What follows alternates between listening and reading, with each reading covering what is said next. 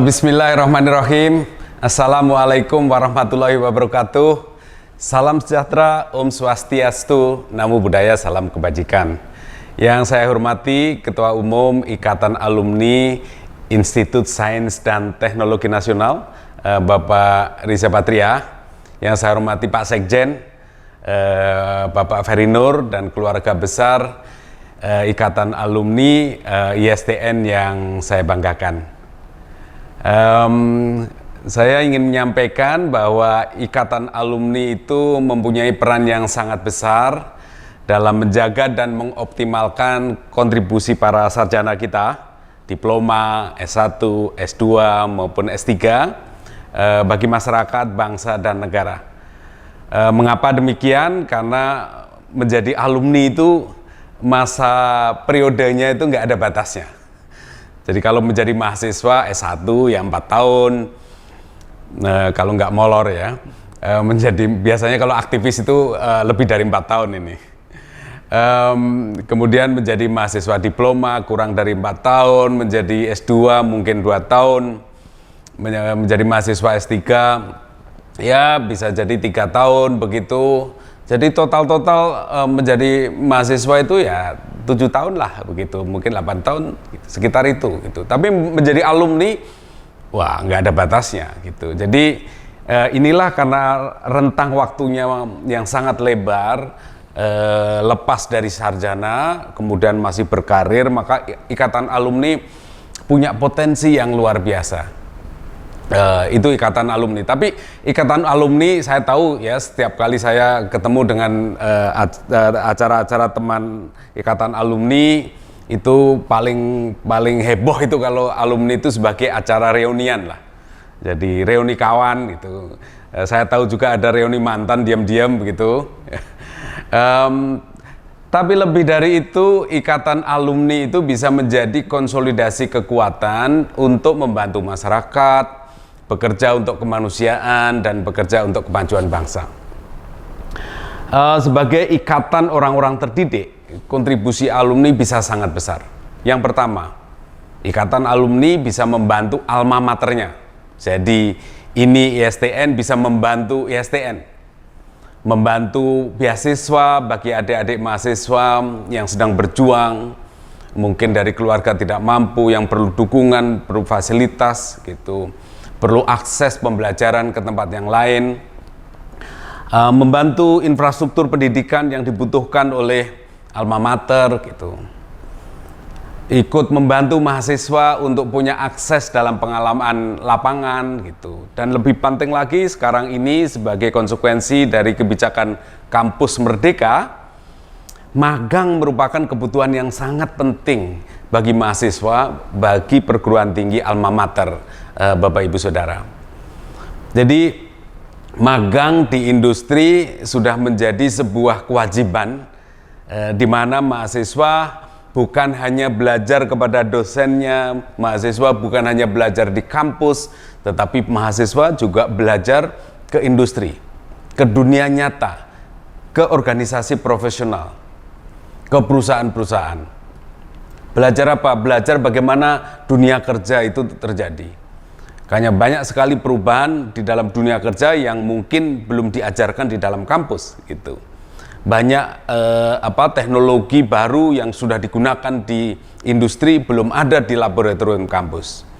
Jadi mungkin ada pengetahuan, pengalaman baru yang sudah dikuasai oleh para praktisi yang belum dikuasai oleh para dosen. Jadi ini sangat penting, kebijakan kampus merdeka ini membutuhkan dukungan alumni. Luar biasa, kebutuhan dukungan dari alumni itu luar biasa. Bagaimana membantu ini ISTN, membantu ISTN untuk menyediakan magang bagi para mahasiswa. Sehingga mahasiswa bisa belajar kepada siapa saja, tentang apa saja dari dunia nyata.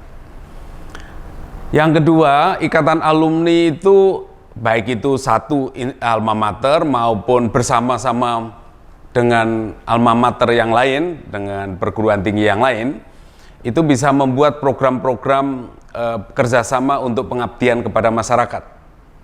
dan apalagi kalau ini melibatkan mahasiswa, sehingga mahasiswa juga punya pengalaman berinteraksi dengan perguruan tinggi lain, berinteraksi dengan lapangan yang sudah yang mereka bisa lihat ketika para alumni membuat kegiatan-kegiatan sosial untuk masyarakat.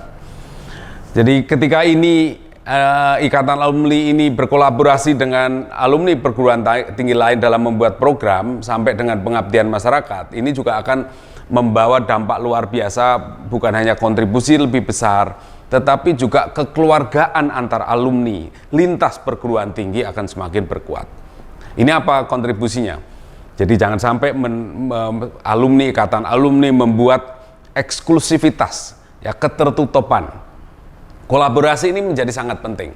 Saya ingin menegaskan bahwa kolaborasi adalah kultur baru. Ya, kolaborasi adalah kultur baru yang harus dimiliki oleh siapapun. Revolusi Industri 4.0 memaksa kita untuk tidak eksklusif dari sisi keilmuan, tidak eksklusif dari pengetahuan, tidak eksklusif dari skill. Revolusi Industri 4.0 adalah sebuah revolusi industri yang sifatnya hybrid, menggabungkan lintas ilmu, lintas pengetahuan. Dulu kalau orang teknik, ya bekerja samanya dengan orang MIPA barangkali, begitu ya, dengan orang-orang sains yang lain gitu. Tetapi revolusi Industri 4.0 justru menjadi bisa bekerja, ya, memaksa untuk bukan hanya multidisiplin, bukan hanya interdisiplin, bahkan transdisiplin. Lahir ilmu-ilmu baru. Makanya banyak perguruan tinggi baru yang justru memunculkan program studi baru, departemen baru yang dulu tidak dikenal. Kenapa? Karena memang membutuhkan sebuah kolaborasi lintas keilmuan. Misalnya sebagai satu contoh saja, sekarang ini dengan adanya revolusi digital, ada cloud computing, ada big data analytic, ada artificial intelligence. Itu adalah hybrid. Seorang data scientist misalnya, dia memang harus ahli algoritma, basisnya bisa statistik, basisnya bisa applied mathematics gitu dari MIPA. Tetapi ketika dia harus membangun sebuah platform, sebuah aplikasi, sebuah artificial intelligence, sebuah kecerdasan buatan untuk melakukan analitik itu, maka lintas ilmu dibutuhkan. Seorang ahli matematik merancang algoritma, dia harus tahu bahasa, harus berkolaborasi dengan orang bahasa, harus berkolaborasi dengan sektor yang akan dikembangkan. Kalau itu adalah sebuah artificial intelligence tentang hukum, ya harus ada orang konten hukum. Kalau ini terkait dengan pertanian, harus ada orang pertanian, dan seterusnya. Belum lagi dengan bisnis, dengan ekonomi, dan lain-lain. Jadi revolusi Industri 4.0 membuat hybrid. Oleh karena itu, pengalaman mengekspos mahasiswa, adik-adik di perguruan tinggi dengan hybrid knowledge, dengan hybrid skill di lapangan, itu menjadi sesuatu yang sangat penting. Hybrid itu sudah biasa di dunia swasta. Ketika kita akan misalnya kita akan memproduksi pangan untuk ekspor ke luar negeri, ini kan bukan hanya hulunya bertani, tetapi kan banyak teknologi yang akan masuk ke situ, yang dibutuhkan di situ. Ada marketing, ada packaging, ada ekspor, ada isu hukum, ada logistik, dan seterusnya, dan seterusnya. Ada big data analitik, dan lain-lain. Jadi ketika sebuah industri itu kan sudah dari hulu ke hilir, itu banyak sekali kolaborasi ilmu yang dibutuhkan, kolaborasi skill yang dibutuhkan.